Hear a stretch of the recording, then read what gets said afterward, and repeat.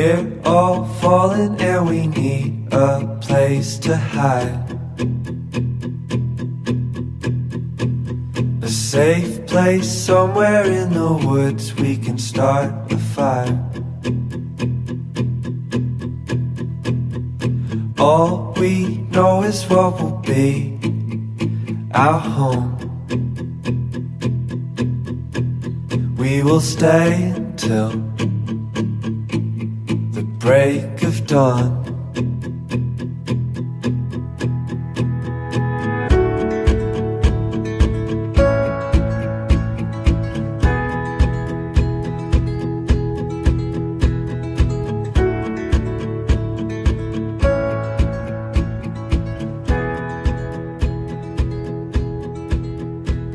The cold night takes us to a place to escape the chill. My name is Dr. Margarita Mooney. I'm the founder of Scala Foundation. I started the Scala Summer Seminar because I wanted to create a platform for students to engage with questions that they might not encounter in the classroom, but that are central to an education. So we study the meaning of a classical liberal arts education. We read debates about integrating faith and reason across different fields of knowledge. We read about contemporary debates in culture and politics that affect institutes of higher education. And we talk about how all different fields of knowledge contribute to understanding the human experience. And the choice of locations is really important. We begin in Oxford, which is like Las Vegas for academics, because not only do we read authors like John Henry Newman and C.S. Lewis, we actually see where they lived and worked. And we experience these educations of higher learning that were built more than 1,000 years ago to preserve knowledge from the classical age and pass it on to future generations. Then we go to Ampleforth in the north of England in a rural setting where we continue to have 3 seminars a day, but during our free time we take walks in nature and we visit local historical sites. So the conversations we have during our seminar time carry over into all of our free time. So all of this contributes to the main goal of Scala, which is to generate a personal transformation so that when students return to their studies and to their professions, they bring back with them the ideas and the texts and the questions that we shared together in England and continue those conversations, bringing new people into this important dialogue. Yeah, I really connected with the Haidt, the Dershowitz, and the Giussiani readings for the reason that they all address a question in academia right now, which is how do we look at exposing students to ideas that are uncomfortable or that are associated with big questions that have to do with who we are as people.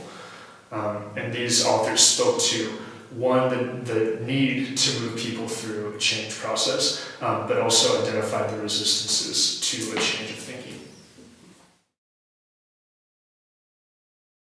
We had so many good readings, but I think if I were to zero in on one, it would be John Henry Newman. He was the very first writer we read, and he has a way of articulating what discrete cultures do. So he is trying to understand how a university should be built, and he has a lot of thoughts about how fields relate to each other, but he's also very attentive to what one of my colleagues calls para-educational functions. One of my colleagues here at the seminar. The sort of the ways that cultures around institutions of learning are built up and the kinds of strengths that they give to people. And I mean, that was one of the great things about coming here was I sort of read that, but we also lived it out, sort of learning from colleagues, not just in the seminar room, but also at the dinner table and hanging out in the living room, at the guest room, and the guest house, and all that. Education these days costs an arm and a leg, and at least we should be getting a whole body of knowledge in return. But unfortunately, these days with modern education and this intense specialization, we're paying an arm and a leg and we're only getting a pinky toe in return. And John Henry Newman lays out this problem in some of the readings we did in preparation for the seminar. And he shows that all fields are intimately united because they're all a work and act of God, and we need all these fields to balance each other out and compare and contrast. And he thinks that's a primary advantage of the university, is we are able to come together among others to study different fields and learn from each other. And John Henry Newman actually sees this as a primary advantage of the university, is we are able to come and live among those who represent the whole body of knowledge. And we've seen that actually as a microcosm here at Scala, how that can look, how that can operate. Because we all come from very diverse fields, and we've been able to take the knowledge from our fields and encounter these beautiful ideas in these texts and work together to understand them. I would say the author that stood out to me most was Augusto Del Noce and his book, The Crisis of Modernity, because he was able to identify with real precision how our culture has changed and the ideas and events that have really shaped the way that we're looking at ourselves as human beings and at our experience of reality. And I think that it's important to be able to understand what exactly has happened to us, because we aren't exempt from this crisis. We are within it, but also we recognize that there's more than just this crisis. There's something else that we are made for as human beings, that we're striving for, and that I want to help other people to look at, to consider for themselves. So the farther I get into my studies, the more I'm concerned with the why and the purpose behind them. And I've really been looking for a place to explore those questions with other people who have different viewpoints, and we can discuss together to kind of discern what that looks like and what is the meaning behind all of this and what's the purpose and why are we spending so much time doing it.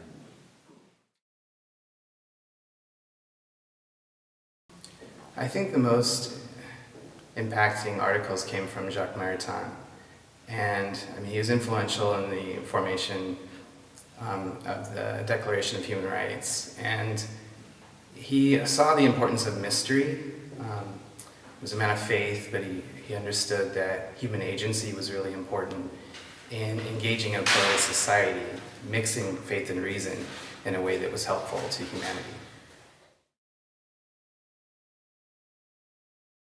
So I read the description in a Facebook post, and I immediately knew this is everything I needed.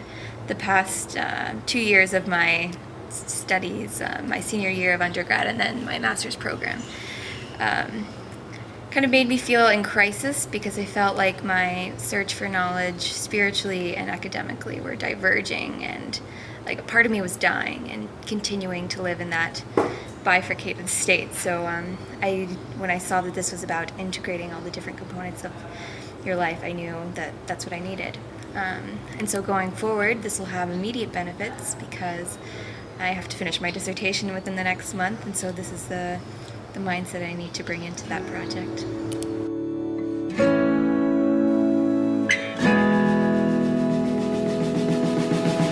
And we all sit around